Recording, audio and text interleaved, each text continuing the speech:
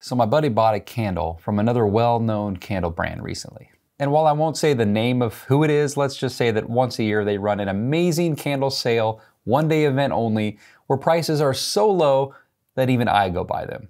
And I run my own candle business. All right, well, technically he didn't buy the candle, his wife did, but they both purchase and burn candles on a regular basis. So, that candle exploded. Yeah, it just straight up shattered.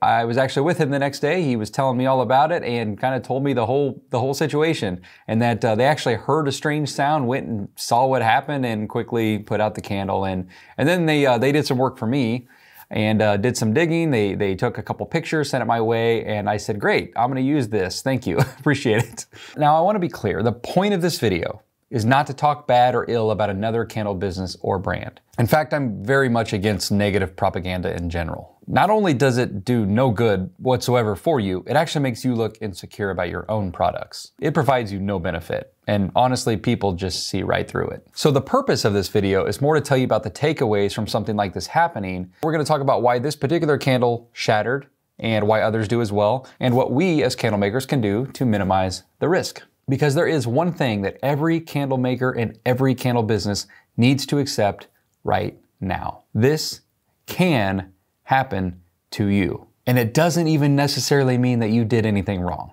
You might have, but you might not have. It could have also just been the way that it was used and burned, or it could have been a combination of both. So first and foremost, let's all of us just accept and recognize right now that this can happen to anyone at any point, to any business or any brand. Okay.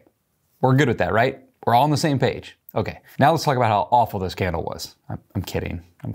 So what happened with this particular candle? Well, if we look at the bottom of the candle first, the inside bottom, there's gonna be two things that probably grab your attention and are most obvious first. Let's start with the massive clumping or mushrooming of that carbon buildup that you see is now at the bottom of the jar. Keep in mind first that the clumps are where they are now because they were digging things out and helping me so they could take a picture. Obviously the clump was on top of the wick, not just at the bottom. But carbon buildup in mushrooms isn't unusual. And in fact, some carbon buildup in general is quite normal, and it doesn't necessarily mean that anything's wrong at all. Most candles, especially one-wick candles, will experience some carbon mushrooming at some point during the life of the candle. They're also common and usually grow larger when the candle is burned for too long, like several hours at a time. Basically like power burns, 5, 6, 7, 8 hours at a time, especially if it's a really large mushroom. So naturally, my question to him, and her, was how long was it burning? Well, like I said, they burn candles pretty regularly, and they know that, I obviously run a candle business, so they are aware of trimming wicks and how long to burn candles. So they had lit this candle a little after 3:30, and it blew it out a little before 8. So yeah, basically only about 4 hours. Pretty normal, especially for a candle this size. So the time that the candle was burning really wasn't much of a culprit here, or at least shouldn't have been. Now you'll see some other random clumpings around the bottom and around the wax as well. Now, again, the majority of this was from when they extinguished the candle, which made a little bit of a mess, but also as they were kind of digging out some of the glass and digging out some of the wax and exposing the rest of the candle and taking a picture. So a lot of this was moved around during that process. So don't pay too much attention to that part. But as a general warning to newer candle makers or candle customers, you really do want to keep debris and wick trimmings out of the wax. Those can actually reignite and cause other problems down the road as well. So always remove your wick clippings. Don't just leave them in the wax if at all possible. But with all that being said, a large mushroom or carbon buildup would rarely lead to a problem like this, at least all on its own. Which leads us to the next obvious problem. Look how off-center that wick tab is on the bottom of the jar. I mean, it's nearly all the way to the side of the jar.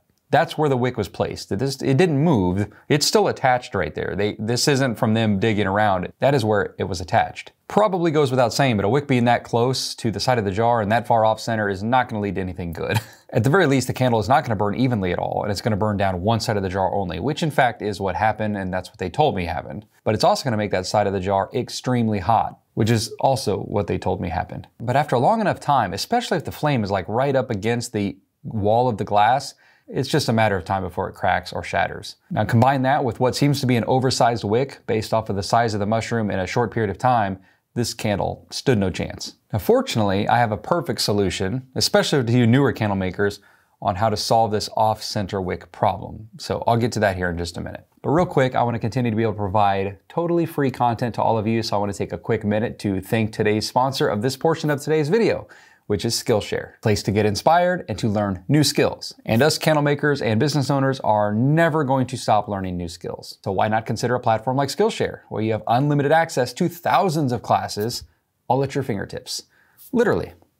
They're online. Now, dealing with candle problems is undoubtedly something that a candle business owner is going to have to deal with. But there's a lot more to building a business than just focusing on preventing problems. You also want to focus on the good, what helps you build the business, like how to gain traction and to build an awesome brand. So I would recommend checking out this great class on Skillshare called Business Branding: How to Become an Extraordinary Brand Even on a Tight Budget by Sumner Hobart. Now, this guy is full of energy and enthusiasm, but he also really knows his stuff. Class has great feedback and great reviews. You can take this class completely free by trying Skillshare using the link in the description below.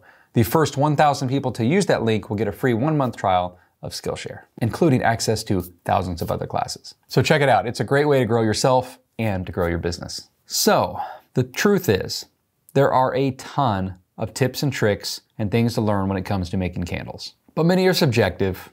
Many are dependent on the materials that you're using, and many are just simply opinions. But there are also a few just hard, fast truths, or what I would call requirements when it comes to making candles. The wick should be centered, the wick should be sized correctly, the candle should be tested, and you should have insurance. Just in case. Now, a candle exploding, catching fire, glass cracking, this isn't new. This isn't the first time I've seen this or we've seen this. It just so happened that for me, this time it was one of my friends here close to home. And I wanted to share it with you, again, for 2 reasons. A reminder that it can happen to anyone, and what causes it, and things that we can do to help prevent it. I told you I had a solution for you, and the best way to center those wicks and keep them centered is the wick tools from Norden Candle Supply. These are the wick tools that I now use for my own business. I switched over to these about 6 months ago. Guys, I have used so many types of wick devices and tools and clips in 10 to 12 years, and these are amazing. They have them for every jar that every candle supplier sells, and if you find something they don't, they will make it for you. They have them for both cotton wicks and wood wicks. They have them for single wick, double wick, triple wick, whatever. They can do it. And they come in all these different colors and you can personalize them. I did a review on them. If you want to check it out in a lot more depth, definitely do that. I will have them linked in the video description below, but if you want to check out the video review I did of that as well, you can see a lot more details about like how they work, what they look like.